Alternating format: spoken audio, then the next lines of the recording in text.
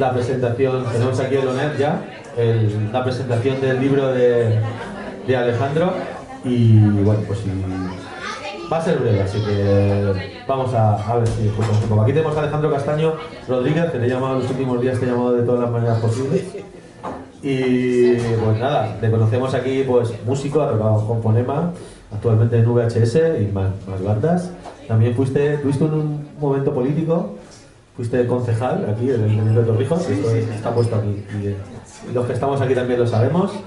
Y bueno, no conocíamos tu faceta aquí, escritor. Te doy la enhorabuena de lanzarte, o sea, la idea de escribir sobre algo, darle forma y publicarlo. O sea, que es una cosa que realmente tiene su mérito. Su libro, que está aquí, lo tenéis por allí también, se llama Fides Status, de la fe, Dios al culto de Estado, por Alejandro Castaño Rodríguez, publicado en Ediciones Pangea. Bueno, según dice aquí la contra del libro, explora la transformación histórica de la fe desde una convicción personal y religiosa hacia una dimensión pública, secularizada y centralizada en el Estado. Un análisis que conecta la experiencia individual con la estructura social y el poder político a lo largo del tiempo. Casi nada, Alejandro. A ver, ¿de dónde surge la necesidad de escribir este libro? Pues supongo que nace de la necesidad de que tenía mucho que contar y no quería olvidarme de ello. Eso es lo primero. Y realmente creo que nace más bien de dos principales estructuras, que es uno, me apetecía escribir y dos, me apetecía escribir sobre algo. De ese me apetecía escribir viene dado de leer, realmente. O sea, el hábito de leer es el que te empuja naturalmente hacia la escritura. Y lo que me hizo realmente clic para animarme a escribir fue una obra de Escotado, el volumen 1 de la historia de las drogas, que al contrario de lo que parece que es un libro que vertebra sobre las drogas, realmente es un libro que habla de la historia del mundo, de cómo se concibe, cómo se construye el mundo. Y a partir de ahí pues tuve ese clic de, yo también quiero contar algo, evidentemente no a ese nivel ni a ese gran detalle, ¿no? O sea, ese gran verlo que tiene Antonio Escotado, pero en realidad me empujó bastante. Y luego, sobre el tema, pues básicamente fue un poco observando el mundo que nos rodea. Realmente vivimos ahora en un mundo polarizado, que es un mundo enfrentado, y el objetivo del libro era realmente ver que vivimos en un mundo en el que se vertebra sobre dos grandes dicotomías, izquierda-derecha, buenos y malos. El problema aquí es que no nos damos cuenta de que nosotros somos el bando del centro, es decir, dentro de esa dicotomía nosotros somos los que estamos en el centro y debemos identificar que realmente nosotros somos los buenos. Que no es ni un lado ni el otro, nosotros somos los buenos. Entonces, el objetivo es ese, es cohesionar, es tener un poco de conciencia ciudadana, social, llámalo como quieras, pero realmente saber el lugar que nos ocupa en el mundo y el rol que tenemos. ¿Y cómo abordaste tu escritura? Porque no creo que fuera una cosa fácil, aquí hay un montón de ideas, un montón de procesos históricos, un montón de curro previo. O sea, ¿cómo abordaste su escritura y cómo fue el proceso? Es pequeñito, pero está condensado, eso ya lo digo. El libro es como una pastilla de caldo. Ave creme. Es una ave creme, es una ave creme de los ensayos. Y me ha gustado eso. Realmente el proceso del libro parte de muchos años de realmente cuestionarme a mí mismo, cuestionarme lo que pienso, cuestionar lo que veo y cómo lo veo. Y de ahí realmente nace el libro, porque evidentemente todos atravesamos varias etapas en la vida, ¿no? La juventud, el adulto, la madurez, y realmente es algo insano pensar igual cuando tienes 20 años, cuando tienes 40, 60 o X, ¿no? Y realmente el libro viene por ahí, porque cuando eres joven transitas unos caminos, transitas unas ideologías, conforme vas conociendo el mundo transitas otras. Lo positivo aquí es ser capaz de analizar todo aquel camino que transitas y sacar el mensaje principal. Y lo bonito creo de todo esto no es elijo un bando, elijo otro, sino que me quedo con lo que realmente me interesa a mí de cada posicionamiento. Y el libro nace de ahí, en realidad, porque creo que al final debemos construirnos a nosotros mismos, no debemos tomar un dogma, que es prácticamente lo que estás haciendo ahora, de ahí que sea un culto de Estado, como algo sobre el que pivota mi vida y sobre el que no me puedo mover. Al revés, eso es fanatismo, es ser un hooligan. Y lo que necesitamos es prácticamente pues, personas que piensen.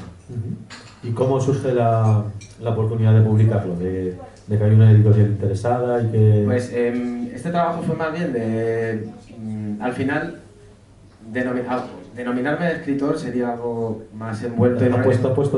Perdona que te has puesto pañuelito para comprar y eso cuando has entrado dices, mira, viene el escritor hoy. Ha venido a hablar de su libro, entonces ha puesto pañuelito para comprar. Entonces esto lo tenía que contar porque te lo he dicho, no va a verte. O sea, entonces, y decía, está quedando un poco serio, pero por el tema habla serio, pero... O sea, de verdad que bien, gracias por... Era para equilibrar. Por aguantar la broma. Era para equilibrar, claro.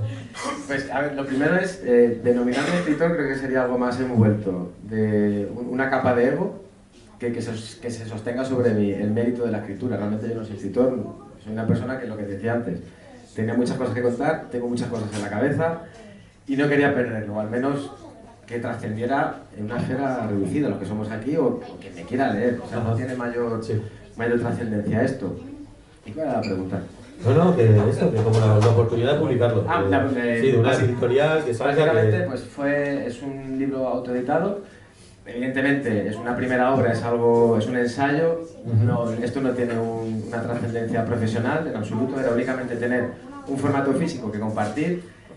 Vender, evidentemente lo tengo que vender. Tuve mis conversaciones con la editorial porque querían un precio y yo, pues evidentemente tengo otro. Sí. El objetivo de todo esto es que la gente lo lea, que la gente lo tenga y sobre todo si te compras un libro, a mí no me interesa que se quede en tu casa guardado. O sea, si te mola el libro, la idea de todo esto es que lo compartas y digas, toma, tengo este libro, léetelo. El objetivo es lo que decía al principio, crear un poco conciencia y salirnos de esa dicotomía. El hecho de decir que existe una tercera vía, que existe un tercer posicionamiento, que desde mi perspectiva, que no quiere decir que sea la correcta, creo que es la más sana para todos. Bueno, aquí está el libro, ya vamos a ver que la gente que lo adquiera, y lo tiene luego Alejandro nos lo va a dedicar seguramente. ¿Qué autores o lecturas te han ayudado a escribir? Citabas antes a Escotado, aquí luego hay en la bibliografía nombran ciertos autores, pero... Pues a Escotado le he leído mucho, a Nietzsche, Kant, también he estado pilotando por ahí a Aristóteles. O sea, hay mucha lectura política, hay mucho Bukharin, Bakunin, hay también de otros posicionamientos totalmente antagónicos, ojo. O sea, también este libro se ha nutrido de Federico Jiménez de los Santos, de su historia del comunismo. He leído todo, porque creo que al final hay que leer todo. O sea, para construirte una opinión, para construirte cualquier tipo de posicionamiento, debes conocer tanto lo que te gusta como lo que no. Y de hecho, el objetivo es llegar a esa zona en la que tú te sientes incómodo con tu propia ideología y ser capaz no solo de habitar esa contrariedad, sino hacerla natural. Que ahí es donde creo que es el posicionamiento que debemos ocupar. Estamos dando aquí bastantes pistas sobre el contenido. Es un libro cortito, se lee muy bien para toda la densidad de la temática que tratas. Y bueno, sí que desde mi punto de vista hay dos partes muy diferenciadas en el ensayo, que una es la primera parte donde hablas de todas las religiones y luego la segunda sobre el nacimiento del Estado, la vida del sufrimiento del ciudadano dentro del Estado y como lo podemos conocer actualmente. Y bueno, en la primera parte sí que comparas muy bien las religiones occidentales con las orientales. ¿Realmente son tan distintas? Sí, hay una clara diferencia. O sea, las religiones occidentales son nihilistas. Es decir, la vida no tiene sentido, la vida es un camino y lo bueno viene cuando mueres. Esto lo decía Nietzsche en Anticristo. O sea, al final esto es un ejercicio contra natura. El hecho de estar todo el día encorsetado, estar siguiendo un dogma en vida con el objetivo de que en la muerte, que es algo totalmente desconocido, vamos a tener la eternidad, es algo que va contra natura. Y realmente va en contra del desarrollo personal de ese individuo. En cambio, y al final son religiones de grupo. En cambio, que esto es muy interesante, las religiones dármicas, lo que estamos hablando es cómo se construye... Las dármicas es el nombre de las orientales. Exacto, las religiones dármicas. Las religiones dármicas van desde posicionamiento contrario, es decir, construyen una colectividad fuerte a través del individuo, que es otro punto que es muy interesante analizar. Y realmente lo que te viene a decir la religión dármica con la reencarnación es que tienes una nueva oportunidad, hasta que alcanzas el nirvana, de ser una persona excelente. O sea, de alcanzar la excelencia, pero con tus propias acciones. Aquí no, nosotros todos abrazamos las religiones judeo-cristianas, y al final te sometes a un dogma, lo sigues, y luego ya veremos qué pasa en el juicio final. ¿Nos iría mejor a Occidente teniendo un poquito de ese orientalismo? Sí, creo que sí, porque al final es lo que digo, una colectividad excelente parte de individuos excelentes, con lo cual totalmente de acuerdo contigo.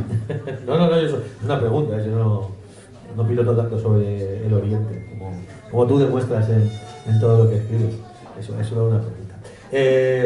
En las tesis también, en las tesis del libro, de lo que hay dentro de sus páginas, hablas también de que el ser humano abandona, con el paso histórico, abandona esa religiosidad para estar cobijado en el Estado.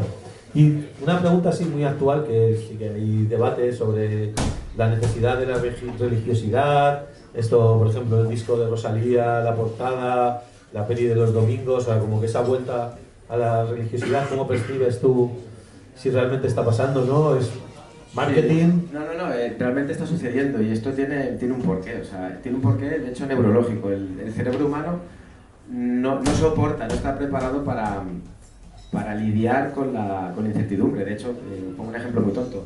Cuando vemos figuras en las nubes, realmente no son figuras, es nuestro cerebro tratando de pelear contra esa incertidumbre, porque no sabe lo que hay, no lo entiende, entonces tiene que darle un sentido.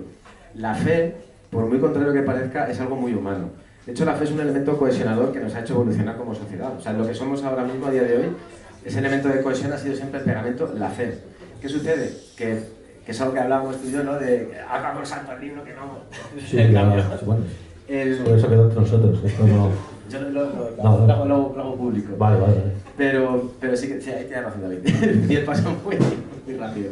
El problema aquí viene... Bueno, el problema no es... Hay 1500 años ahí en una... Empezar en 1500 años como vamos. Y el tema aquí viene cuando realmente el ser humano se da cuenta de que Dios, la religión, es un constructo y la fe es un medio. ¿Cuándo sucede? Pues realmente cuando aparece el humanismo. Dijeron, vale, si Dios, si la religión es un constructo y es un relato, yo he creado ese relato, con lo cual yo soy Dios. De esa famosa frase de Nietzsche de Dios ha muerto. Con lo cual se apropian el humanismo del discurso religioso, del discurso de la fe, lo hace propio y lo que hace realmente es un trasvase de socios de la religión al Estado. ¿Por qué? Porque al final tiene vertebra sobre una base humanista. ¿Qué sucede ahora? Vivimos en la etapa de la modernidad líquida, que bien define Zygmunt Bauman, en la modernidad tardía.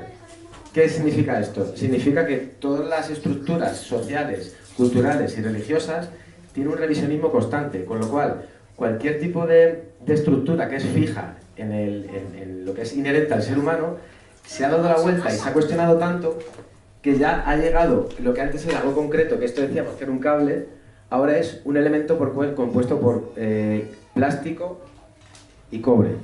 Realmente no es un cable. Pues esto pasa con cualquier concepto que rodea al ser humano. ¿Qué genera esto? Esto no genera certidumbre, esto genera incertidumbre. El ser humano, insisto, debe aferrarse a algo. Por eso ahora volvemos, o la gente está volviendo, o diferentes segmentos están volviendo a la fe. ¿Por qué? Porque la fe vertebra sobre el dogma. El dogma es algo incuestionable. En cambio, el Estado, la sociología, el humanismo vertebra sobre la verdad.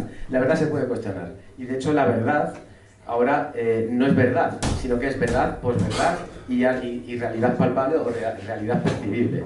Al final no sabemos qué es la verdad. Ahora, a día de hoy, con la inteligencia artificial, pueden mostraros un vídeo de cualquiera de vosotros diciendo cualquier cosa y tú puedes tomarlo como verdad, pero en realidad no es verdad. De ahí viene ese, digamos, cambio hacia la fe, porque vertebra sobre un dogma y un dogma no se puede cuestionar. Y los estados quedan fuera del juego. Evidentemente el Estado queda fuera del juego en tanto en cuanto ha dejado huérfano, o algunos estados están dejando huérfanos a sus principales socios, porque no olvidemos que nosotros somos socios del Estado y somos los que hacemos que el Estado sea Estado. ¿Qué sucede? Que el Estado ha abandonado por completo al ciudadano. El ciudadano no es ciudadano, el ciudadano es una fuente de financiación del Estado. Nos están concibiendo como bancos, cuando en realidad somos quienes construimos. Somos los autores de esto, todo esto. De hecho, nosotros hemos recogido el testigo de nuestros padres, de todas estas generaciones que han trabajado. Con lo cual, el propio Estado a sí mismo se ha fagocitado, el propio Estado se ha fallado a sí mismo y peor aún, nos ha fallado a nosotros, porque nos contaron una cosa y realmente lo que tenemos ahora es otra totalmente distinta. Por lo cual, la fe en lo que es la estructura de Estado ya no existe. ¿Y qué fe queda? El dogma, que es inmutable con el paso de los años y lo hemos visto desde que nacieron las religiones. Bueno, esas son todas las tesis ahí que recoges en tu libro, aquí, las pinceladas, ¿no? Que tú pones ahí o sea, la verdad que quedan ahí reflejadas ese pensamiento y vamos a ir terminando, tampoco queremos aquí que nos cuentes todo el este. Yo animo a la gente que se lo lea y que luego te coja por banda en un bar y te cuestione y te pregunte y te anime y te azote también, si te lo mereces. Si no, no. Si no, no, o sea es fácil, es azotable, sí. Que bueno. No, porque tampoco vamos a entrar aquí en un debate sobre esto último que estaba diciendo, sobre todo conmigo, ¿no? La idea es que aquí presenta el libro está aquí, bien chulo, que la gente lo lea, y este acto está para eso, para darle empaque a la obra que ha hecho, y solo para comentar al final, que lo mencionabas antes, sí que dejas ahí como esa orientación tecnológica del ser humano, la fe en la IA, y ese optimismo, no sé si eres optimista sobre este presente, sobre el futuro. Sí, realmente, bueno, el epílogo del libro habla sobre precisamente lo que hablabas. La irrupción de la IA es una noticia muy buena para el capitalismo. Es algo muy bueno porque muchos menos trabajaremos más, daremos mejores rendimientos, mejores beneficios, pero nuestra vida evidentemente irá peor. Esto es algo que ya está sucediendo. La IA como herramienta es alucinante. Bien aplicada es el mayor avance de la humanidad. Pero en realidad el ser humano es capaz de pervertir todo. O sea, el ser humano pervierte todo lo que toca. Es un elemento perversor de todo. ¿Qué sucede? La máquina tendrá, o ya tiene aplicaciones militares, tendrá aplicaciones de control y básicamente está destinada a eso. No tengamos duda de que en menos de medio siglo sea una máquina la que controle todo el proceso decisivo del ser humano y realmente vivamos en un determinismo. O sea, realmente el mundo casi es determinista, pero ya con la inteligencia artificial preguntaos si realmente tomáis vosotros decisiones sobre vuestro día a día. Os pongo un ejemplo. Es algo muy tonto, pero en un proceso de compra realmente ya estáis sometidos a un determinismo. Pues tened en cuenta una cosa. Si llevas un reloj digital inteligente, un teléfono móvil, y ya en cuanto esto vaya un poco a más, tendremos indicadores biométricos en el cuerpo. Realmente un reloj inteligente es un indicador biométrico. Pues en cuanto haya un mínimo dato, ese indicador biométrico entenderá que estás triste y te chutará una receta para un antidepresivo, con lo cual tendremos una sociedad que ya lo está narcotizada, dócil, y que seguirá alimentando a la máquina y al capitalismo. Una receta en Rivera o en Quirón, salir, ¿no? En Quirón con Alberto Falso Nombre. Bueno, que la verdad que como decía antes, un gusto haberlo leído, un gusto haber hecho esta presentación, esta charla, Alejandro. Animo a la gente a que lo lea y sobre todo al combate individual 1 a 1 con Alejandro. Yo, en cuanto me tome 3 o 4 cervezas más, espero tenerlo, porque sí, o sea, pero eso ya queda fuera del evento. El evento hoy es el 11 aniversario de Cocoa. Noa y Pino, felicidades por estos años. Más cosas. Tenemos esta noche concierto de dos grandes de la música de aquí del pueblo. Maque y Hilario tocan a las 8 en la Casa de la Cultura, que están por ahí y la verdad que habría que ir a apoyarlo. Un gustazo que Soma aquí apoye estas cosas. Y nada, ahora ponemos una canción que es con la que se quería despedir Alejandro. Fermín, tiempo flexible, se pondrá aquí a poner temazos. Y nada, pasarlo muy bien. Muchas gracias por venir, muchas gracias Alejandro. Y vamos a poner a irlo. Chao.